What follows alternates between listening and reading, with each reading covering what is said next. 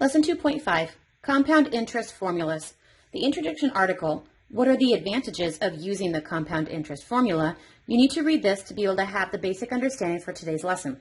Some terminology you need to be familiar with. Compound interest formula and the annual percent yield.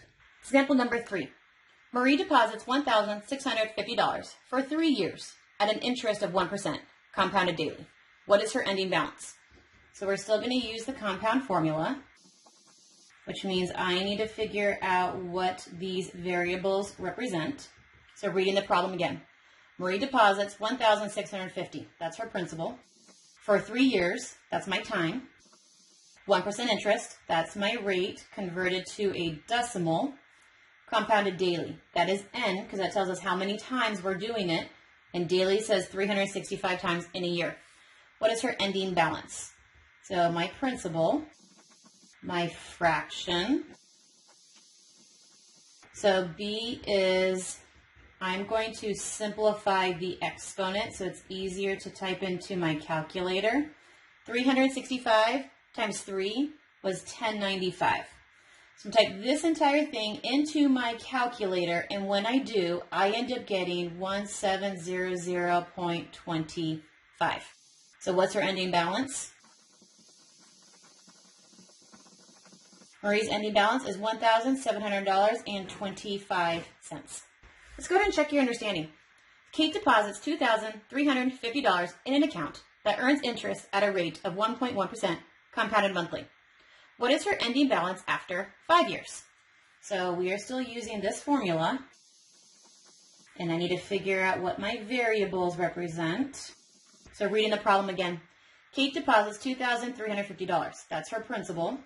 In an account that earns an interest rate of 1.1%, that's her rate converted to a decimal, compounded monthly. That's how many times it compounds. That's my n. Monthly meant 12 times in a year. What is her ending balance after 5 years? Time is ended going to be 5 years. So my P, 1 plus my decimal divided by my number of times, 12 times over the course of the entire 5 years. So I'm going to simplify my exponents first. So 12 times all of the 5 years meant I am going to compound a total of 60 times. So multiplying all of this into my calculator in one big swoop, I get 2482.81. So what is her ending balance after 8 years? This is her ending balance. So Kate's ending balance is $2,482.81. Let's go ahead and check your understanding. Write an algebraic expression, which means there's going to be variables left in it, for the ending balance after K years of an account that starts with a balance of $2,000 and earns interest at a rate of 1.5% compounded daily. So we're going to use our compound formula, and we have some variables that we need to discover. So let's read the problem again.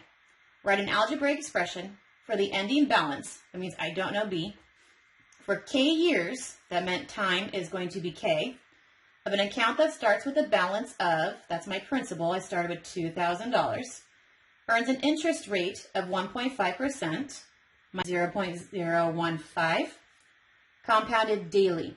If I'm compounding daily, that meant I'm going to be compounding 365 times. So my B is going to be $2,000, 1 plus my decimal divided by the 365 days of the year, raised to the exponent of 365 times the K. 365 times K is 365K. So you could rewrite it as this. And this would be your algebraic expression, 365K. Example 4. Sharon deposits $8,000 in a 1-year CD at 2% interest, compounded daily. What is Sharon's annual percent yield, her APY, to the nearest hundredth of a percent? So we haven't done with APY yet. First, let's just figure out what is her ending balance after the 1 year. So B equals P, 1 plus R divided by N raised to the NT power. I have some variables that I need to figure out, so we're going to read it again. Sharon deposits $8,000 in a 1-year CD, 2% interest, compounded daily. So I found all my info. First, what is her ending balance after that 1 year? So principal, 1 plus my rate divided by how often it's happening. How often it's happening for the full 1 year. So B equals $8,000. Here is my fraction. 365 times 1 is 365. So my exponent simplified to 365. Multiplying all of this through on my calculator, I get 8161.61. So I know that my ending balance is $8,161.61. But that's not what the question is asking. The question wants to know what is her APY. So APY wants to know how much did she earn? Well, she currently has $8,161.61. If you subtract her starting balance of $8,000, because that's how much she started with, we found out that she earned $161.61 of total interest. If this was her total interest earned, can you tell me what her interest rate was on a simple interest? So to find APY, you're going to use the simple interest formula to find the rate. So remember, our simple interest formula was this, where I needed to know my I, my P, my R, and my T. I know I earned $161.61. I know P. I invested $8,000. I don't know the rate. That is the whole point of APY. What is your rate? How long was this running for? This was running for 1 full year. So I had $161.61 earned. I put $8,000 in as principal. We're trying to figure out the rate, and it was in there for 1 full year. Multiplying 8,000 to 1, this is my formula. I need to solve for R. It's stuck to the 8,000 by multiplication. You undo multiplication by dividing. So we're going to divide both sides by the 8,000. 161.61 divided by 8,000 gives me this number. That is my rate. But for rates to be done, they need to be turned into percents. So my rate is 0.020201. To turn this into percent, I have to take the decimal and move it 2 spaces to the right. My decimal ends there.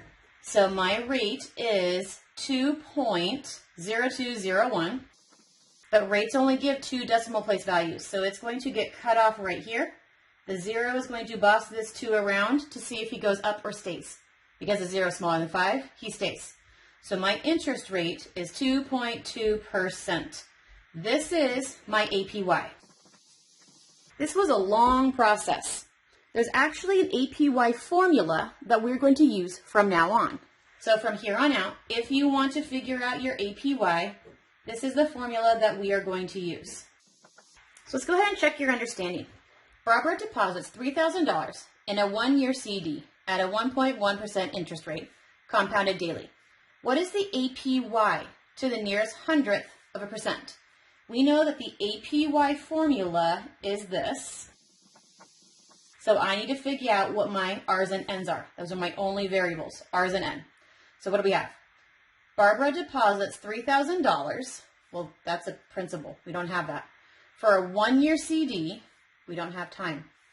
At a 1.1% interest rate, that's my rate, 1.1%, converted to a decimal, compounded daily, N is daily. That meant that it's going to happen 365 times. That's all we need.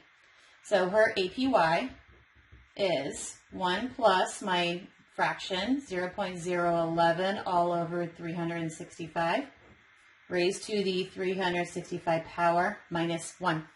Typing all of this into your calculator exactly the way that it reads, you get the APY to be 0.011061. This needs to be turned into a percent.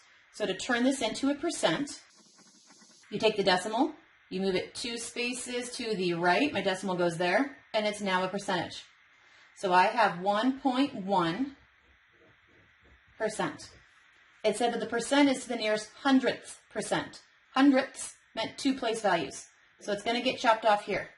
The 6 bosses this 0 around. The 6 tells them to move up by 1. So 1.11 is my APY.